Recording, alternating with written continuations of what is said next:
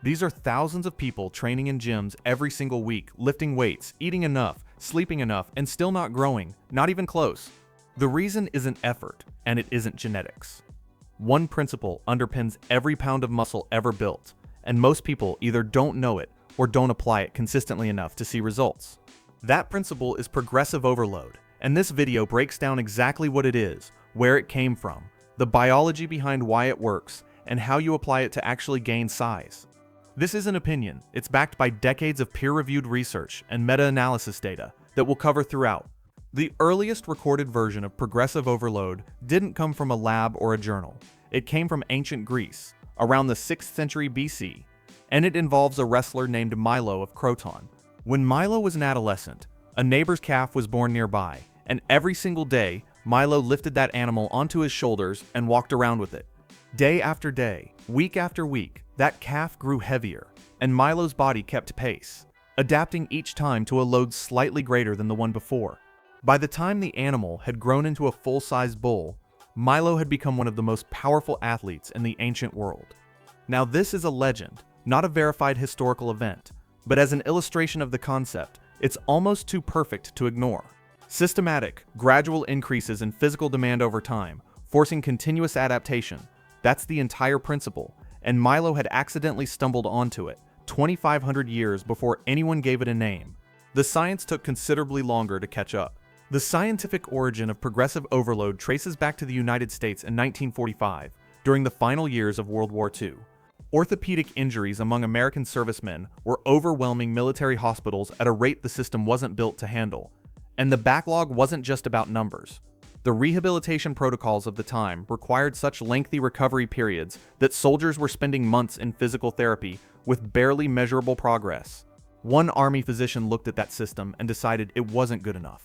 Dr. Thomas L. DeLorme had used heavy strength training as a teenager to recover from a childhood illness, and he carried that experience into his medical career, convinced that what had worked for him would work for the men he was treating.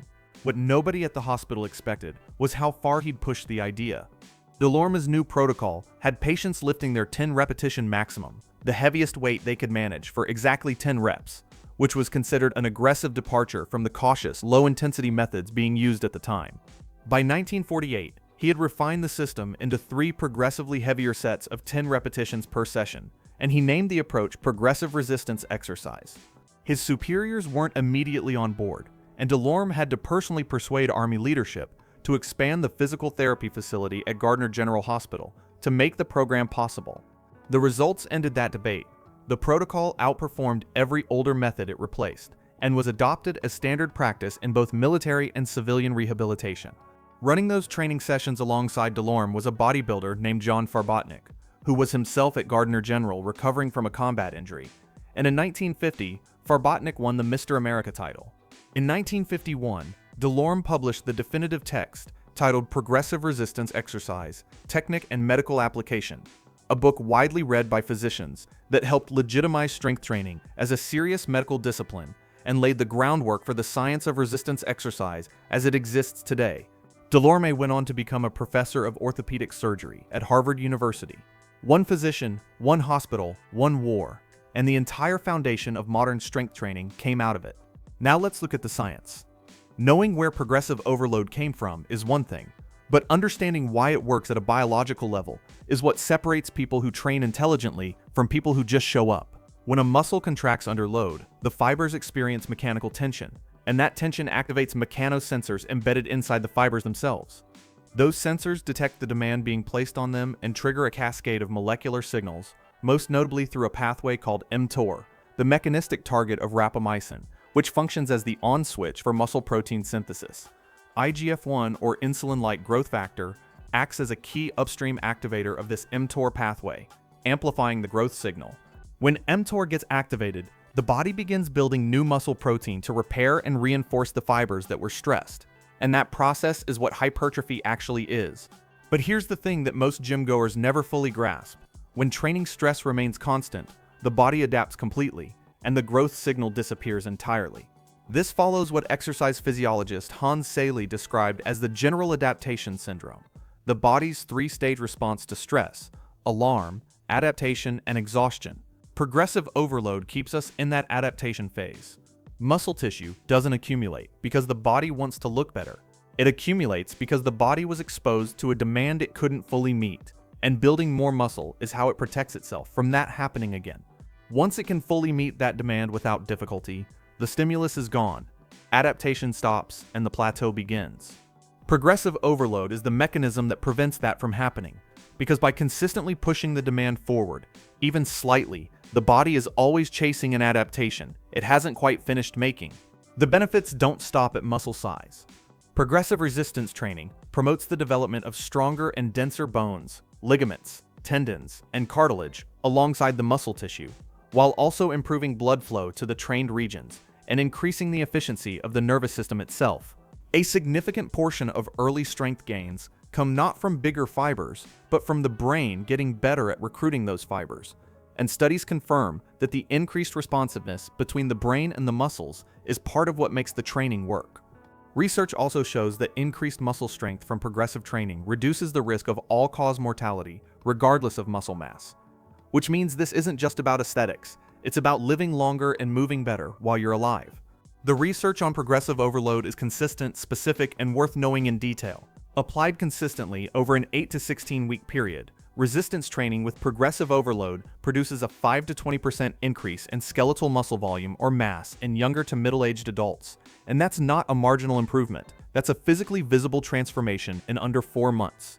A 2022 study followed 43 participants, all with at least 1 year of prior training experience, through an 8-week progressive resistance program, and both groups posted measurable muscle mass increases ranging from 6.7 to 12.9% across different muscle sites.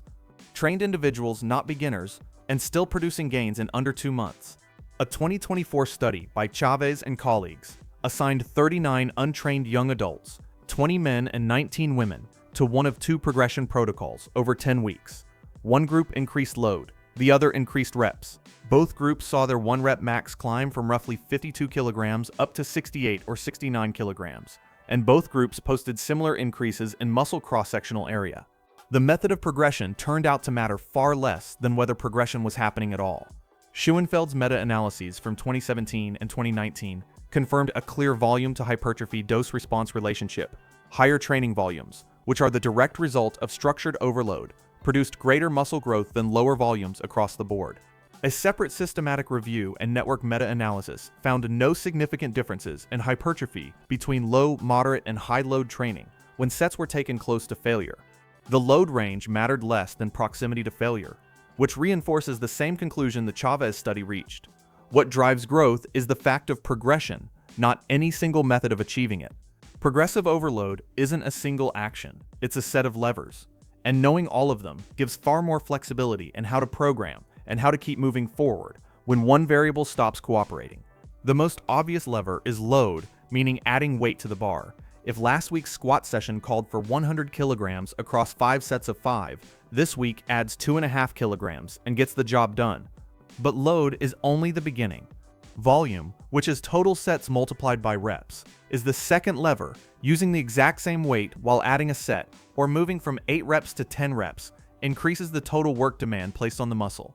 And the research confirms both approaches drive hypertrophy. Frequency is the third lever. Training a muscle group more often per week, even without any change to load or reps, qualifies as a meaningful increase in stimulus. Rest interval duration is the fourth, and it gets overlooked constantly.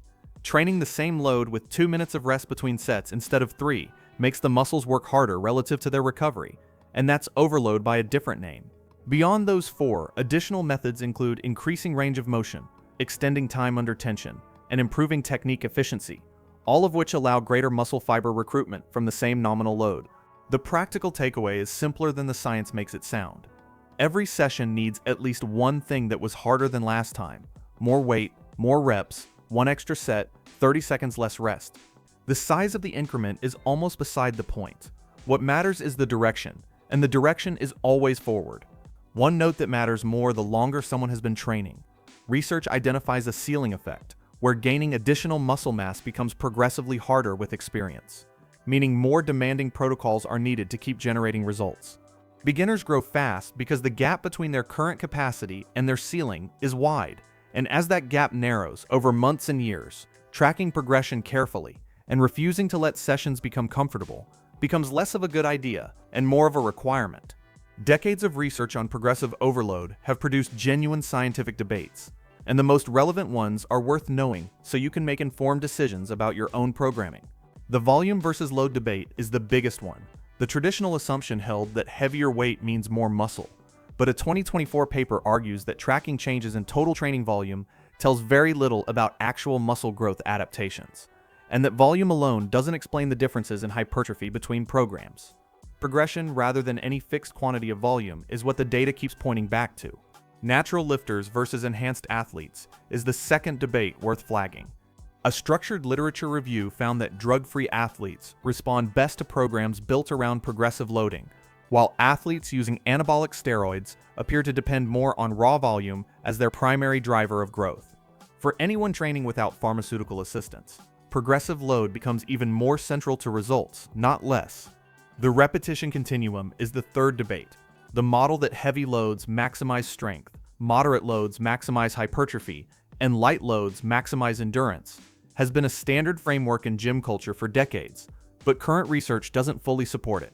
Meta-analysis data consistently shows that load range matters less than proximity to failure, and what changes between rep ranges is the experience of the set, not necessarily the growth that follows. Every side of these debates lands in the same place. Training must become progressively more demanding over time. The method can vary, but the direction cannot. Back to where this started. Right now, people are training hard in gyms, eating right, sleeping right, and still not growing. And the most common reason is that their training has become comfortable. The weight hasn't moved, the reps haven't moved, the sets haven't moved, and the body adapted once and was never asked to adapt again. Progressive overload is the principle that prevents that from becoming a permanent state.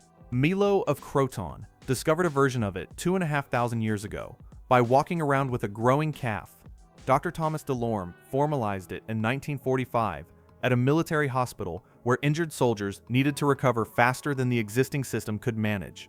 Decades of peer-reviewed research since then, including Brad Schoenfeld's meta-analyses, have confirmed it as the central driver of muscle hypertrophy. 5 to 20% muscle mass gains in 8 to 16 weeks when applied consistently. Similar outcomes, whether you progress load or reps. Higher volumes producing greater growth than lower volumes.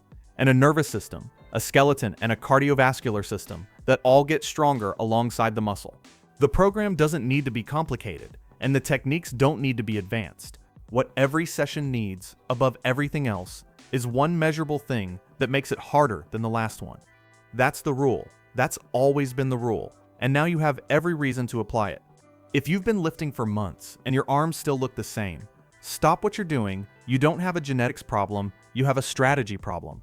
Most skinny guys train random, eat random, and wonder why nothing changes. Clean bulking with the right structure changes everything. You gain size that actually stays, without looking soft. If what I share for free already got you results, that's just the surface. The full program is what actually transforms your physique week by week. Click the link below before it closes, get the full program, and finally stop guessing. A year from now, your reflection is either going to thank you or remind you that you waited too long. Click the link in the description, and I'll see you on the other side.